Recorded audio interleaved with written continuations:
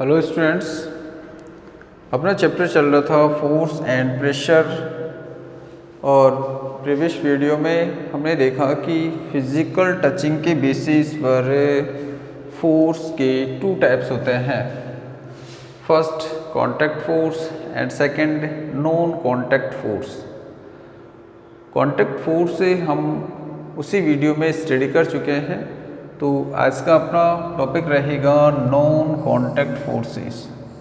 देखिए, नाम से आ रहा है नॉन कांटेक्ट, तो ऐसे फोर्स जिनमें ऑब्जेक्ट्स के बीच में फिजिकल टचिंग नहीं होती है, तो वो एक इवन डिस्टेंस से ही जनरेट होता है, वहीं से वो एक्सर्ट होता है, लगाया जाता है। तो ये डेफिनेशन देखते हैं सबसे पहले। A force which can be exerted by an object on another object even from a distance without touching each other, तो बिना टचिंग के एक दूसरे के ऊपर लगाया जाता है, is called a non contact force. तो ऐसे फोर्स जो कि किसी ऑब्जेक्ट के द्वारा दूसरे ऑब्जेक्ट के ऊपर बिना टचिंग के ही या एक इवन डिस्टेंस पर ही लगाया जाता है, उसको हम कहेंगे non contact force. A force which can be exerted by an object on another object even from a distance is called non contact force.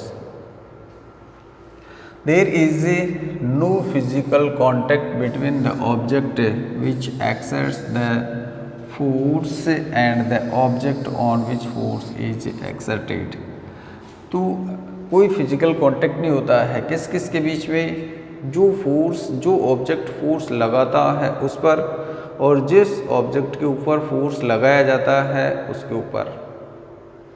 Means कोई भी जब दो फोर्स है, दो ऑब्जेक्ट के बीच में लग रहा है, तो एक ऑब्जेक्ट के ऊपर लग रहा है और दूसरा ऑब्जेक्ट उसके ऊपर फोर्स डाल रहा है, तो दोनों ही कंडीशन में या दोनों ही जो ऑब्जेक्ट है उनमें फिजिकल टचिंग नहीं होती है, फिजिकल कांटेक्ट नहीं होता है। The examples of non contact force are magnetic force, electrostatic force and gravitational force. तो जो नॉन कांटेक्ट फोर्स हैं उनके तीन टाइप होते हैं, ये तीन टाइप के होते हैं। फर्स्ट आता है हमारे पास में मैग्नेटिक फोर्स। तो मैग्नेट के द्वारा लगाया गया जो फोर्स है उसको क्या कहेंगे, magnetic force. The force exerted by a magnet is called magnetic force. The magnetic force act even from a distance. Magnetic force एक डिस्टेंस से लगता है। The magnet exert A magnetic force on object made of iron, steel, निकल and cobalt. तो एक magnet है, वो ऐसे ऑब्जेक्ट के ऊपर मैग्नेटिक फोर्स लगाता है जो कि किससे बनी हो, आयरन से बनी हो, लोहे से बनी हो, स्टील से बनी हो, निकल से बनी हो और कोबाल्ट से बनी हो। तो इन सब के ऊपर मैग्नेटिक फोर्स डालेगा जो कि एक पर्टिकुलर डिस्टेंस पर ही होगा। इनमें आपस में फिजिकल कांटेक्ट या फिजिकल टचिंग नहीं होगी। देखिए, इसमें एग्जांपल्स हैं। When we bring a magnet slowly near some iron pins, then at a certain small distance the iron pins suddenly jump towards the magnet and stick to it even when the magnet has not touched the hand। तो यहाँ पर मान लिया iron pins हैं जिनको हम आलपिन बोलते हैं, और यहाँ पर ये रखी हुई है और यहाँ इनके पास में मैग्नेट लेकर के आए। मान लिया ये मैग्नेट है, तो यहाँ देखिए जो आयरन पिन है उनमें और मैग्नेट के अंदर कोई फिजिकल कांटेक्ट नहीं हो रहा है, एक दूसरे को संपर्क नहीं कर रही है, लेकिन फिर भी यहाँ से ये जो आयरन पिन से है इस मैग्नेट की ओर उछलेगी और मैग्नेट की ओर खिसकेगी और फिर फाइनली इसके ऊपर चिपक जाएगी। तो ये किसके कारण हुआ, क्योंकि मैग्नेट ने इन आयरन पिन्स के ऊपर एक फोर्स डाला है जिसको हम कहते हैं मैग्नेटिक फोर्स। देखिए, since a magnet can exert it's magnetic force on iron object from a distance even without touching, therefore magnetic force is a non contact force.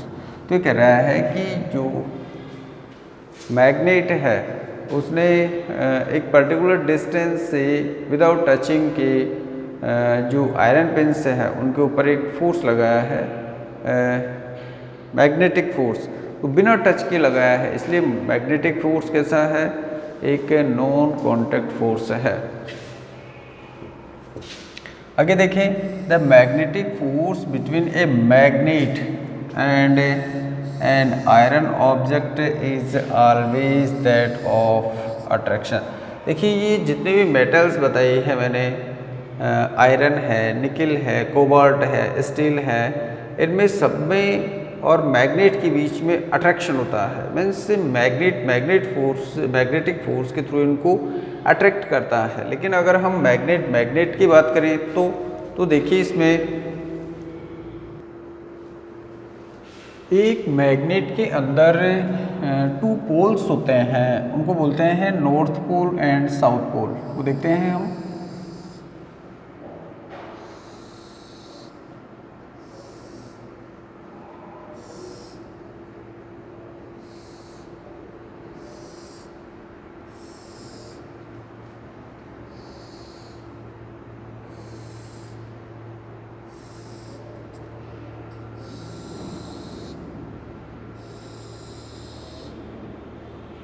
मान ली ये एक मैग्नेट है और उसके 2 पोल्स हो गए, that is south pole, S से लिखते हैं, and that is N pole, north pole. तो नॉर्थ एंड साउथ पोल। अब आगे जैसे हमने अभी भी तो डिस्कस किया कि अगर मान लिया आयरन पिन है और मैग्नेट है तो उनमें क्या होगा, अट्रैक्शन होगा। लेकिन अगर मैग्नेट हो तो क्या होगा, तो मैग्नेट में यह है कि अगर मान लिया मैं इसके पास में दूसरी मैग्नेट लेकर के आता हूँ,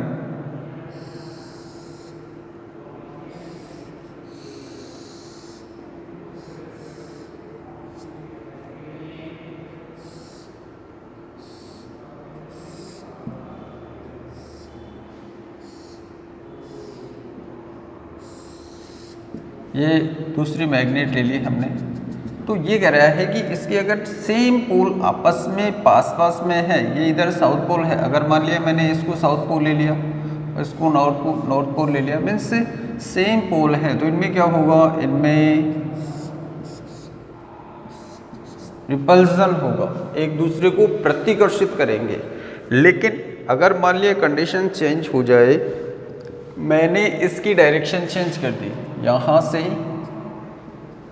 अब इस डायरेक्शन में आ गया यहाँ पर नॉर्थ पोल और इधर आ गया साउथ पोल, तो अब कंडीशन क्या बनेगी, अब देखो इसमें अब दोनों एक दूसरे को क्या करेंगे, ये अट्रैक्ट करेंगे। तो कोई भी 2 मैग्नेट के बीच में अगर डिफरेंट पोल्स हैं तो वो एक दूसरे को अट्रैक्ट करेंगे, और अगर सेम पोल है तो वो उनके अंदर क्या होगा, रिपल्सन होगा, वो एक दूसरे को प्रतिकर्षित करेंगे।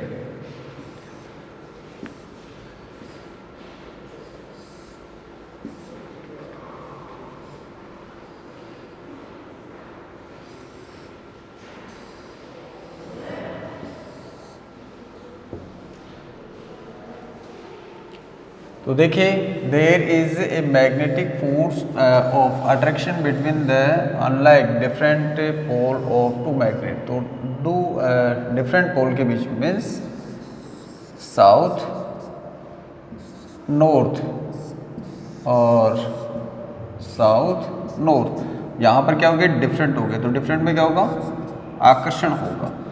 और अगली ही लाइन में कह रहा है ये कि there is a magnetic force of repulsion, यहाँ पर किसका लगेगा, repulsion, between the like same poles of 2 magnet. तो सेम का मतलब ये हो गया कि इधर भी साउथ पोल है और इधर भी साउथ पोल है, ऐसी कंडीशन में रिपल्सन प्रतिकर्षण लगेगा, ठीक है। A magnet can exert a force on another magnet even from a distance without touching the other magnet, so it is example of non contact force. तो कैसा है ये? नॉन कॉन्टैक्ट फोर्स है, बिना टचिंग के ही लग रहा है। नेक्स्ट आता है इसमें यूजेस ऑफ मैग्नेटिक फोर्स। तो मैग्नेटिक फोर्स के क्या क्या यूज हैं देखिए। Many toys work due to the magnetic force exerted by magnet fix inside them. तो बहुत सारे खिलौने ऐसे होते हैं जिनके ऊपर एक मैग्नेट लगाई जाती है अंदर, और उसी के बेस पर उनकी फंक्शनिंग होती है। Magnet strip help to keep the refrigerator door closed tightly. तो जो रेफ्रिजरेटर होते हैं उनके डोर के अंदर मैग्नेट लगाई जाती है, जिसके कारण वो चिपका हुआ रहता है टाइटली। आगे देखते हैं magnetic force exerted bye powerful electro magnets is used to separate scarp iron object from among the heap of fast material। Means जो पावरफुल मैग्नेट है वो इलेक्ट्रोमैग्नेट, पावरफुल इलेक्ट्रोमैग्नेट यूज़ किए जाते हैं कचरे के ढेर से लोहे को अलग करने के लिए। तो आयरन एक हीप का मतलब होता है कचरे का ढेर, उसमें वेस्ट मटेरियल के कचरे के ढेर से जो आयरन ऑब्जेक्ट्स हैं उनको सेपरेट करने के लिए पावरफुल इलेक्ट्रोमैग्नेट्स का यूज़ किया जाता है। नेक्स्ट आता है इसमें इलेक्ट्रोस्टैटिक फोर्स। तो इलेक्ट्रोस्टैटिक फोर्स एक इलेक्ट्रिकली जनरेट होता है। तो आइए देखते हैं इसके अंदर क्या होता है। The force exerted by an electrically charged object is called electrostatic force. तो इलेक्ट्रिकली चार्ज्ड ऑब्जेक्ट के द्वारा लगाया गया जो फोर्स है उसको हम कहेंगे इलेक्ट्रोस्टैटिक फोर्स। फॉर एग्जांपल देखिए, इसका बिल्कुल सिंपल एग्जाम है, आप घर पे कर सकते हैं। ये प्लास्टिक कॉम, एक कंघा है, और प्लास्टिक पेन भी यूज़ कर सकते हैं, which is electrically charged by rubbing in dry hair exert an electrostatic force on uncharged tiny pieces of paper। तो ये कह रहा है कि मान लिया कोई कंघा है, कोई पेन है, इसको ड्राई हेयर्स हैं, बालों के अंदर रगड़ते हैं, तो रगड़ने से इसके आयंस क्या हो जाते हैं? चार्ज हो जाते हैं। अब थोड़े थोड़े कागज़ के टुकड़े पड़े हैं, उन कागज़ के टुकड़ों के पास में अगर हम इस कंघे को, कॉम को या पेन को लेकर के जाएंगे तो ये कागज़ से उस कॉम की ओर क्या होंगे? अट्रैक्ट होंगे, उससे चिपक जाएंगे। तो ये क्या है? ये एक चार्ज्ड ऑब्जेक्ट है, उसके द्वारा अनचार्ज्ड ऑब्जेक्ट के ऊपर लगाया गया फोर्स है, जबकि इनके अंदर फिजिकल टचिंग नहीं होती है। तो we will find that electrically charged comb attract the teeny uncharged piece of paper। तो कॉम या पेन है वो जो कागज़ के टुकड़े हैं उनको अट्रैक्ट कर रहा है, क्योंकि वो रबिंग करने के कारण चार्ज हो गया है। The movement of tiny pieces of paper is due to the electrostatic force exerted by electric charge acquired by the comb on rubbing in hair। तो कंघा जब बालों के अंदर रगड़ा गया तो उसने चार्ज को क्या कर लिया? अर्जित कर लिया। तो चार्जित मीन्स वो आयंस के फॉर्म में कन्वर्ट हो गया, चार्जिंग हो गया, तो उसके कारण वो जो अनचार्ज पेपर है उनके ऊपर अट्रैक्शन डाल रहा है। When the balloon is rubbed with a piece of synthetic cloth the balloon gets electrostatic charged and hence get electrically charged। The electrically charged balloon attract the uncharged ball and stick to it। ये कह रहा है कि एक balloon है और फूला हुआ है, हमने इसको किसी सिंथेटिक कपड़े से घिसा थोड़ा सा, तो घिसने के कारण क्या हो गया, ये चार्ज हो गया। अब इसको हम दूर उठा के वापस अगर इसके पास में ले जाएंगे तो कपड़ा और ये बैलून आपस में क्या हो जाएंगे, चिपक जाएंगे। इसका मतलब क्या है कि इनके बीच में क्या हो रहा है, अट्रैक्शन लग रहा है, फोर्स जनरेट हो रहा है, जिसको हम इलेक्ट्रोस्टैटिक फोर्स कहते हैं। तो electrostatic force is utilized in reducing air pollution. Air pollution को जो पार्टिकल्स होते हैं डस्ट के, तो उनको रिमूव करने में हेल्प ली जाती है इसकी। By removing dust soot and fly ash particles from the smoke coming out the chimneys of factories.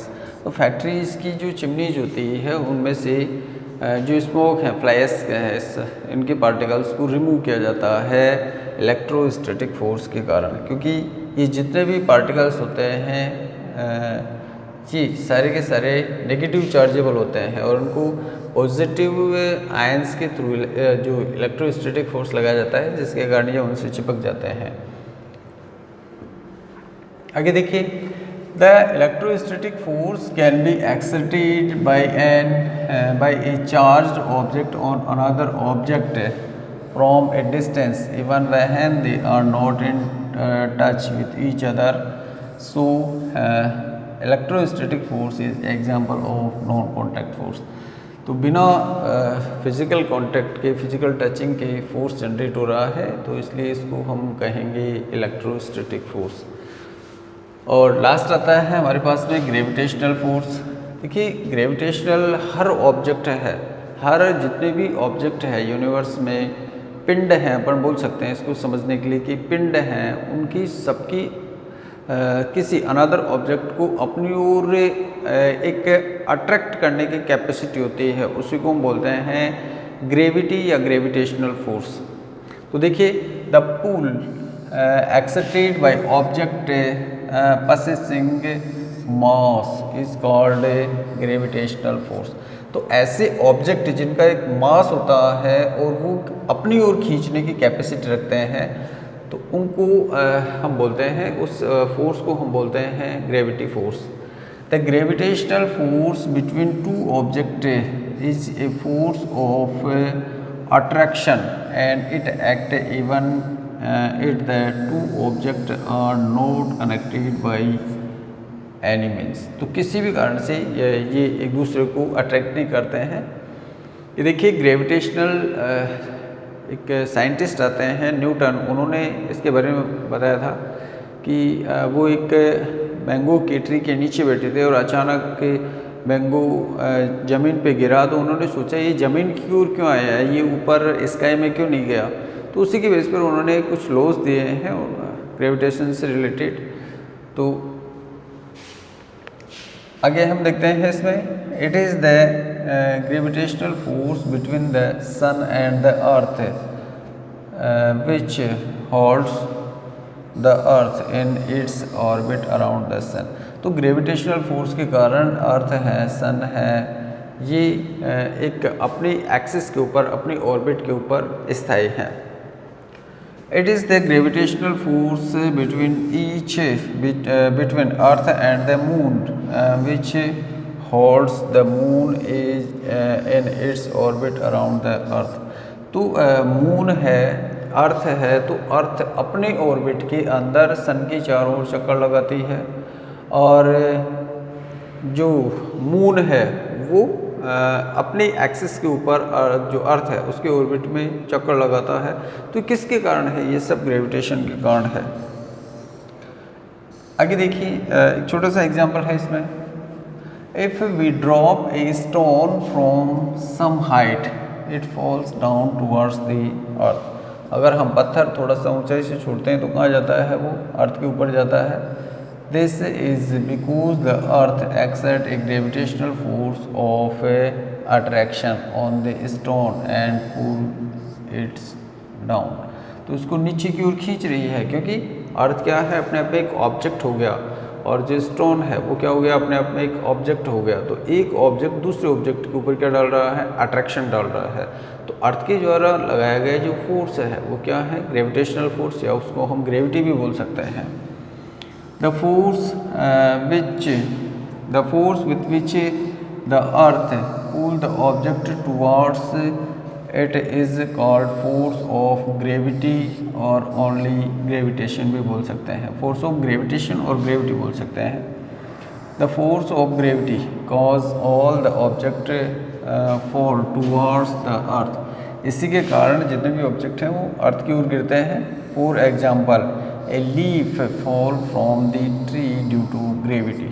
तो एक पेड़ की पत्ती गिरती है, लीफ टूट करके गिरती है, तो वो फाइनली कहाँ जाती है, वो अर्थ के ऊपर आकर के गिरती है, क्योंकि अर्थ का ग्रेविटेशन लगता है ऊपर। The gravitational force of earth और gravity act on object from a distance. तो एक पर्टिकुलर डिस्टेंस से ये लगते हैं without their being a physical contact. Therefore gravity और gravitation force is an example of non contact forces. तो बेटा आज की इस वीडियो में हमने नॉन कॉन्टैक्ट फोर्सेस के बारे में स्टडी किया है। नेक्स्ट वीडियो में हम स्टडी करेंगे प्रेशर। थैंक्स।